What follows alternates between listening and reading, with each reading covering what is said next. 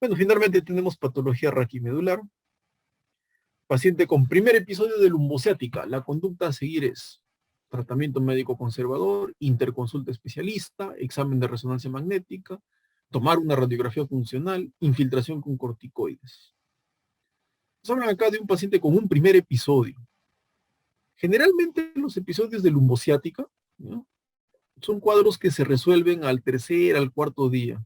El 80-90% de casos de este tipo de pacientes que vienen con un primer episodio de lumbociática son cuadros que se autolimitan, ¿ya? No van más allá de una semana.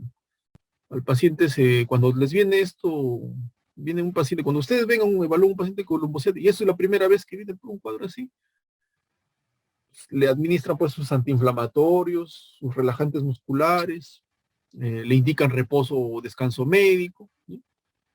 Y el 90% de pacientes se autolimita su cuadro, ¿no? Eso es lo que hay que hacer con este tipo de pacientes.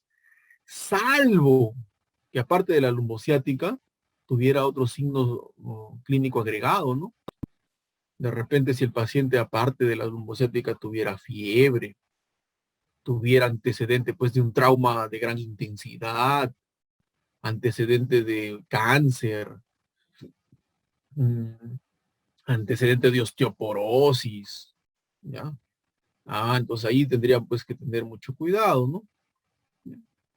Pero generalmente en ese tipo de casos, como le digo, la gran mayoría de pacientes son cuadros que se autolimitan. Entonces la conducta a seguir en estos tipos de pacientes es un tratamiento conservador, ¿ya? Interconsulta especialista, no, es algo que lo pueden resolver cualquier médico general, ¿ya? ¿No? Puede resolverlo en primera instancia. Examen de resonancia magnética. Justificaría un estudio de resonancia magnética si después de 2 semanas el paciente persiste con esa clínica. Tomar una radiografía funcional de columna no viene al caso. Infiltración con corticoides, ya hablamos acá pues de un procedimiento, ¿no? Eso ya es un tratamiento más agresivo. En primera instancia hay que hacer un tratamiento conservador cuando es un primer episodio, ¿ya? La alternativa sería la A. Lumbociática en un joven adulto que irradia por cara posterior del muslo, pantorrilla, planta y quinto dedo del pie.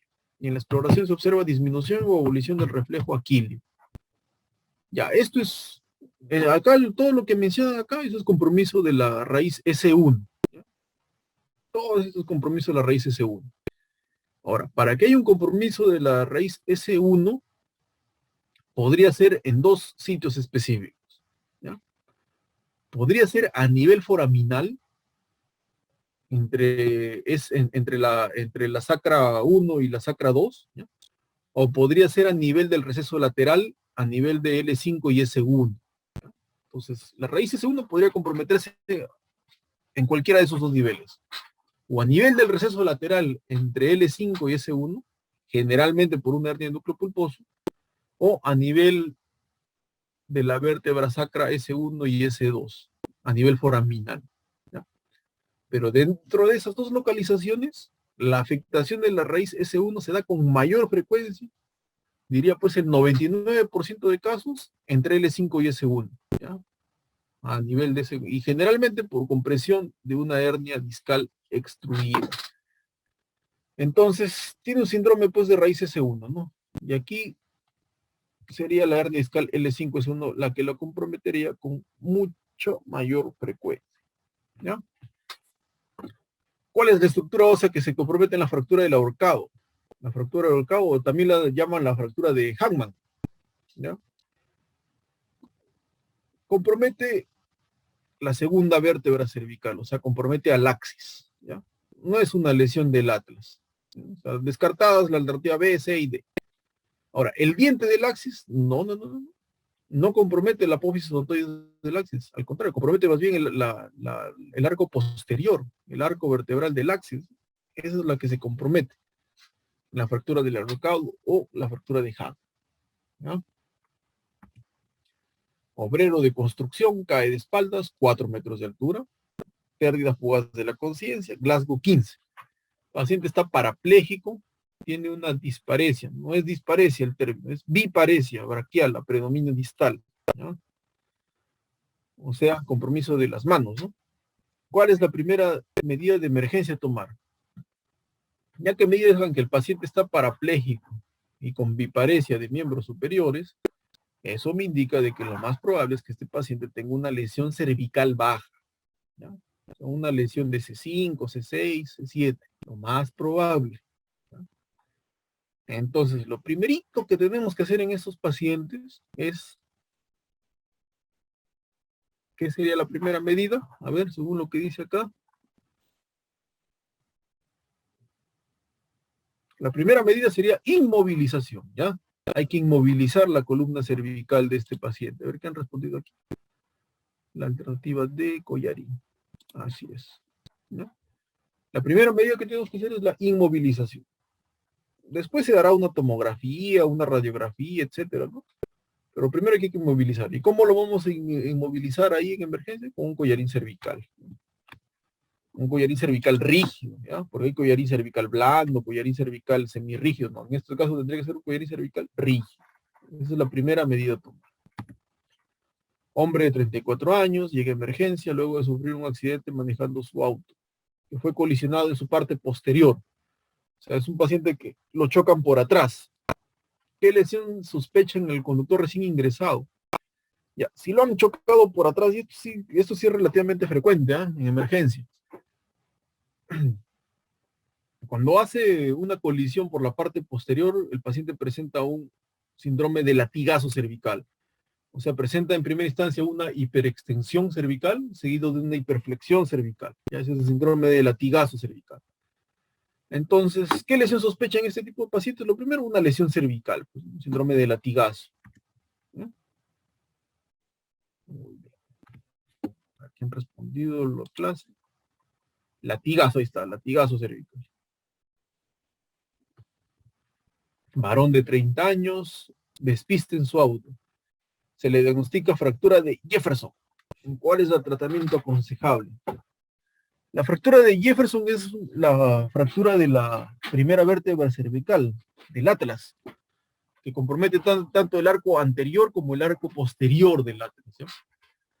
La primera medida en este tipo de pacientes es tratamiento conservador, ¿ya? Lo que está indicado es la colocación de un Allovest, ¿ya? Una inmovilización con Allovest. El Allovest es un dispositivo que se coloca aquí en la cabeza, bien sujetado al cráneo, con unos, con, con unas barras metálicas, se conecta pues a un corset, ¿no? Torácico, corset dorso lumbar, o a veces corset rígido, y mantiene pues la cabeza inmóvil. Es la primera medida que se tiene que hacer en este tipo de pacientes. Si falla ese tratamiento conservador, ya, el halo ves, o chaleco con halo, ahí que lo mencionan, se vendría a ser la función quirúrgica. Aquí la clave es esto, chaleco con halo, ¿ya? No es collarín rígido, ¿ya? Un paciente que tiene fractura con fractura de Jefferson, ¿ya? Por si acaso, ¿ya? Entonces es el uso de un aloves, un chaleco con halo, ¿ya? Ese es el tratamiento de primera instancia en todo paciente que tiene fractura de Jefferson, ¿ya? Y si fracasa eso, ¿ya? O se acompaña de otros signos de inestabilidad, ahí recién va a función quirúrgica, ¿ya? Que esa sería la segunda alternativa o la segunda posibilidad de tratamiento en ese tipo de pacientes, ¿ya? Por si acaso. Entonces, el tratamiento aconsejable en ese tipo de pacientes es un chaleco con halo, ¿ya? La clave ahí, collar rígido, no es la alternativa, ¿ya? Por si acaso.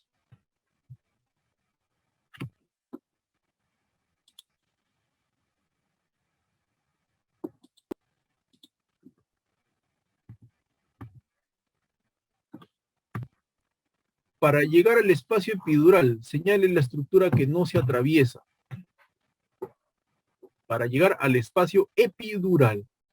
Esto es una pregunta más que todo de anatomía, ¿no? De la parte lumbar, ¿no? Cuando se hace un procedimiento en el espacio epidural, ¿no? Entonces, cuando hacemos una punción lumbar, ¿ya? Que puede ser para obtener líquido cefalorraquídeo, para administrar anestesia, para hacer algún tipo de procedimiento de dolor, a veces hay bloqueos epidurales, etcétera. Entonces, ¿qué es lo primero que atravesamos? La piel. Después de ello, atravesamos el tejido celular subcutáneo. Después de ello sigue el ligamento supraespinoso e interespinoso. Después sigue el ligamento amarillo. Después de atravesar el ligamento amarillo, llegamos ya al espacio epidural, ¿no? Si progresamos la aguja y atravesamos la dura madre, ya llegamos pues al espacio subaracnoideo y ahí ya podemos tomar pues estos líquidos cefalorraquídeos, ¿no? Pero a ver, acá nos preguntan, para llegar al espacio epidural, ¿qué estructura no se atraviesa? La piel y tejido celular subcutáneo, sí, eso sí tenemos que atravesarlo. Ligamento supraespinoso, por supuesto, interespinoso también, el ligamento amarillo también. ¿Ya? Y después del ligamento amarillo ya hemos llegado al espacio epidural. Si atravesamos la dura madre, ya nos pasamos, ¿no? Ya llegamos al espacio subaracnoideo y ahí ya vamos a obtener líquido cefalorraquídeo. Entonces no atravesamos pues la dura madre. ¿Ya? Alternativa E. Están los planos, ¿no? Lo que les había mencionado, ¿no? Piel, tejido celular subcutáneo, interespinoso, supraespinoso, interespinoso, ligamento amarillo, ahí ya llegamos al espacio epidural, perforamos la dura madre y ya podemos pasar al espacio subaracnoideo donde se encuentra el LSR y ahí podemos tomar las muestras de líquido cefalorraquídeo. Muy bien, entonces hasta ahí hemos terminado todas las preguntas que han venido en el ENAN y en el examen de salud. Entonces, ¿qué conclusiones podemos sacar de la resolución de este banco de neurocirugía? Conclusión número 1, de que existen muchas preguntas que el tema se repite. ¿Y qué tema se repite principalmente? Glasgow y hematoma epidural. El mayor volumen de preguntas se centran en estos temas, ¿ya? Entonces, chicos, denle mucho énfasis, ¿ya? A la escala de coma de Glasgow y a la clínica del hematoma epidural. Como han podido ver, son preguntas que se han repetido en varios exámenes. Y es muy probable de que en su examen de ENAN, en su examen de salud, les venga pues alguna pregunta relacionada con esos temas, ¿ya? Entonces, otra conclusión que sacamos de esto es de que aprovechen siempre cada pregunta, ¿ya? Puede ser de que las preguntas se repitan textualmente, ¿ya? Con el mismo enunciado, con las mismas alternativas, pero puede ser de que de repente en años siguientes, de repente cambie el enunciado o cambien las alternativas, pero el tema siempre se mantiene. Entonces siempre hagan ese ejercicio, ¿no? Siempre cuando uno banquea, ¿ya? Por eso yo lo denomino el arte del banqueo, ¿ya? Siempre traten de sacarle todo el provecho a una pregunta, ¿ya? Si tienen duda con respecto a una alternativa, todo eso, revisen el tema, profundícenlo. Así es como uno va aprendiendo y se va familiarizando con las preguntas que vienen, ¿no? Y es una recomendación yo les doy, no solamente para preguntas de neurocirugía, ¿no? Sino en general, ¿no? Yo cuando estaba también en esa fase de preparación para estos exámenes, no banqueaba pues por banquear, ¿no? No se trata tampoco de banquear por banquear. Yo de cada pregunta aprendí algo. Pregunta. Y había preguntas pues que eran ya muy obvias, ¿no? Preguntas que se repetían, ¿no? Como por ejemplo esa pregunta, ¿no? El sangrado epidural se produce por, ya bueno, eso ya no hay vuelta que darle, es arteria meningia media, ¿no? La clave, ¿no? Hay preguntas que vienen así.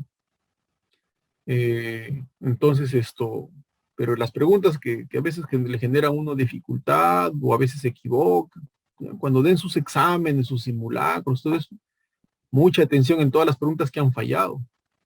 Revísenlas bien, revisen el tema de las preguntas donde han errado o donde han tenido duda. A veces puede ser de que en una pregunta que hayan tenido la hayan respondido correctamente, pero no se queden nomás con haberlo respondido correctamente en las preguntas donde han dudado. Revisen también el tema, en las preguntas donde han tenido duda y han acertado, y en las preguntas donde han fallado. Entonces, no siempre ese ejercicio, ¿no? Ahí es donde después a uno le sale pues ya con ya mayor resolución de preguntas, mayor resolución de bancos, es donde uno adquiere pues el arte del banqueo, ¿no? Entonces, bueno, no sé si tendrán alguna pregunta. Ya son más de las 11, ahora hemos empezado un poco tarde.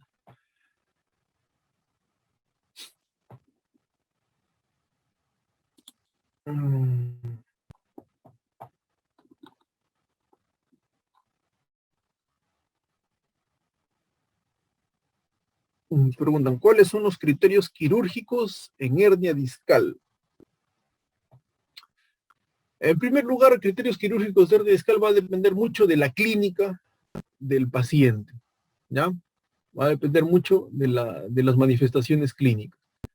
Si es un paciente que tiene una hernia discal y viene con síndrome de cola de caballo, es quirúrgico. Si es un paciente con hernia discal que viene con dolor discapacitante, con una lumbociática discapacitante, quirúrgico. Si es una hernia discal que viene con compromiso motor, parece, es quirúrgico, ¿ya? Entonces, esos serían más que todo criterios quirúrgicos, ¿no? Nos guiamos mucho para definir el tratamiento quirúrgico de una hernia, mucho que todo por la clínica ya del paciente. Si viene con una hernia, que es una lumbalgia, que cede con analgésicos comunes, que con medicina física le ha ido muy bien, no, pues no se considera quirúrgico en primera instancia. Pues, ¿no? Pero si viene con cualquiera de esas características clínicas que les he mencionado, síndrome de Caudequina, dolor discapacitante, compromiso motor, tienen que operarlo. Pues, ¿no? ¿Por cuánto tiempo se le deja el chaleco, el aloves, en el caso mencionado? Mínimo tiene que usarlo 3 meses, ¿ya? Por si acaso. Es el tiempo mínimo para poder producir una fusión, ¿ya? 3 meses tiene que estar ahí con su aloves. ¿Ya? Muy bien. No hay más preguntas, creo.